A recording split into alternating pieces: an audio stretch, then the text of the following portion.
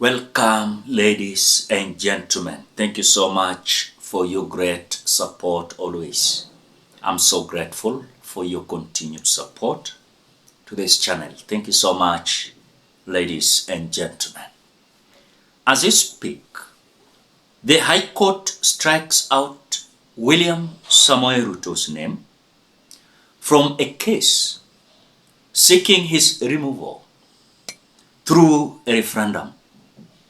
And they have ruled that Attorney General is the one and will remain as the respondent in this case.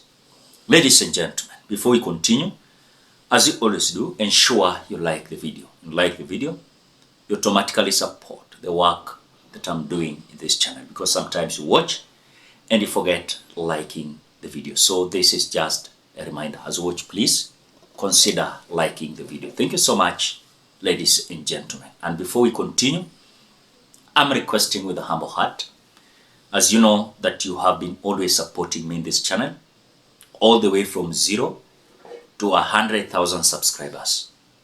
I'm requesting your support, financial support, to buy a microphone that will enable us have a good audio without noise, without disturbance in this podcast.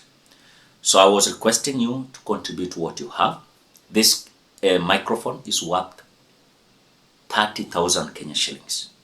Contribute what you have through the number that I'm displaying on the screen. I will appreciate you so much for that. Thank you so much, ladies and gentlemen. Now, as you speak, remember earlier on, we had Kenyans trying to have a movement of removing William Ruto through a referendum. And of course, Article 1 of the Constitution says very clear that people's power is supreme. And of course, when the people's power is supreme, they can either remove William Ruto, the president, through referendum. They can recall members of parliament. They can recall MCAs as their wish. And they must have what it takes them to recall these leaders. So we had an idea hapo mwanzoni kwamba William Ruto was to be removed through referendum. So this case was taken to court. And of course, William Ruto presented himself as a person before the court. At the same time, the Attorney General was to act as a respondent to the executive. But the same executive leader, who is the president, presented himself again as another respondent in court. So the court has decided that they will remain with one respondent, and that is the Attorney General of the Republic of Kenya. Because this case now is in between Kenyans and the president. And of course, the president, of course, is the leader of executive. And remember, at the moment he's the leader of executive, they are having that person that usually guides them as per the constitution. And that is none other than the Attorney General. Attorney General huwa ndio inawa advice as per the law, as per the rule of the law. Wakifanya hii inaandamana na law, wakifanya hii inaandamana na law. That is the main work of the Attorney General. So Attorney General is to act as the respondent from the executive. Now, when William Ruto is coming out to defend himself from his removal through referendum, and of course the way I've seen him arguing and his close allies, they are like, once the president has been elected, cannot be removed through either recalling him or through referendum. Then I want to ask a simple question. You are saying a president cannot be removed through referendum, but he can elected by the same people whom you are saying cannot remove him through referendum. Because William Ruto knew this, that if this is going to succeed, then he has no option. But the movement that is likely to come up against him is a movement that is likely not to survive. Then what next for him? He prepared some lawyers and he presented himself as a person before the court. The court is saying, we cannot accept the president presenting himself as a court. Now we portray him as the president of the Republic of Kenya. He cannot present himself before. The respondent who is going to assist him is the Attorney General. And that is why most of the time, you will see William Ruto not appearing before the court. There is some law that protects him not to present himself before the court as the president in this Republic of Kenya. But other countries, you will see the president presenting himself before the courts. Now, what next if this is going to succeed? Number one, if this is going to succeed, then William Ruto might find his way hard in the year 2026.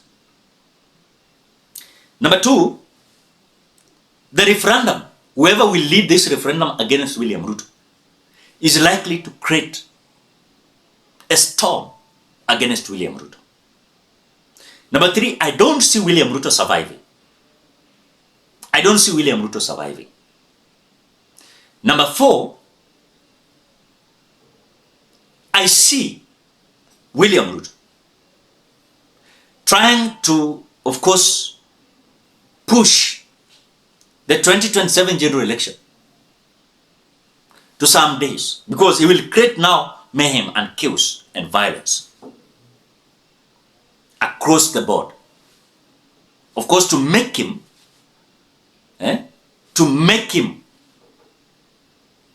the president who will rule until that time, because already atakuwa may create violence, chaos, and maiming Kenyans. Are you getting that? So whatever has happened in court is that they have created a room for William Ruto to watch his story kwa fence.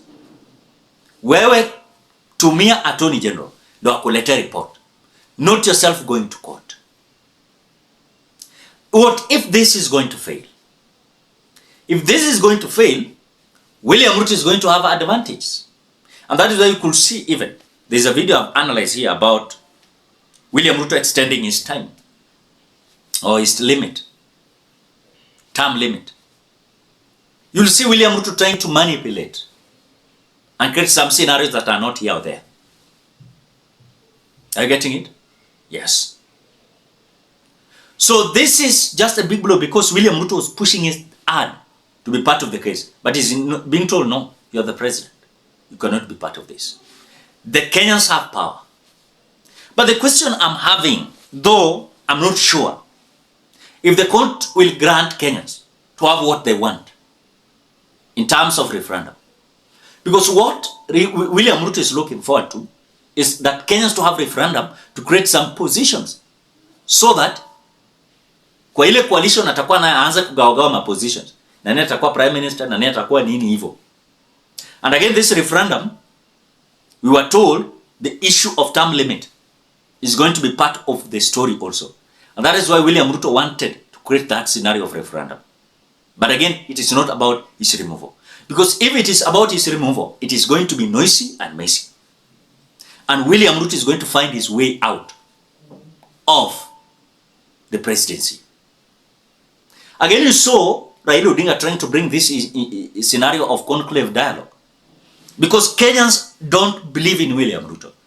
So Raila Odinga was pushing the scenario of having dialogue. And this dialogue was, of course, to keep William Ruto safe. And that is all about the conclave dialogue. To make William Ruto feel safe. But it was not about Kenyans, what they think and whatever it is right before them, as per the Constitution of the Republic of Kenya. As per the Constitution of the Republic of Kenya. And that is why it is merely coming out the same. On the same note, William Ruto wants the referendum, but on his side, it's not about his removal. It is about some positions that should be created and dialogue with Kenyans. And of course, amending the Constitution and some rules there. But Kenyans, they are about the issue of referendum, removing William Ruto through referendum. The question we asked, and that is why people are in court, can we remove William Ruto through referendum? That was the question we were trying to ask. Can we remove William Ruto through a referendum? Because already you can see the court has spoke. We don't want William Ruto in this case. It is the Attorney General. And of course, when Attorney General is in that court, it is William Ruto. Because Attorney General is from the executive. The leader of the executive is William Ruto. Is William Ruto. Ladies and gentlemen, what do you think? Drop your opinion at the comment section below. Otherwise, thank you so much because of your great support. Consider liking, commenting, and sharing this video. Before we end this video, I'm requesting for your support. You know, you have always supported me, all the way from 0 to 100,000 subscribers. This time, I'm requesting you to support me. Have a good microphone that will assist me produce good audio. And you will love the podcast in this channel, the way you have always loved this channel. If you believe that I've been always doing the good work in this channel, support me, contribute what you have through the number that I'm displaying on the screen. The microphone is worth 30,000 Kenya shillings. Let us have a challenge. Let us buy this. And I believe your unity and your love is going to make this channel to have this microphone. It is a dream of this channel to have that kind of microphone. The next time, at least you can have interviews. I will appreciate you so much. So contribute what you have through the number I'm displaying. I will appreciate you so much. Thank you so much, ladies and gentlemen. Till we meet in another video.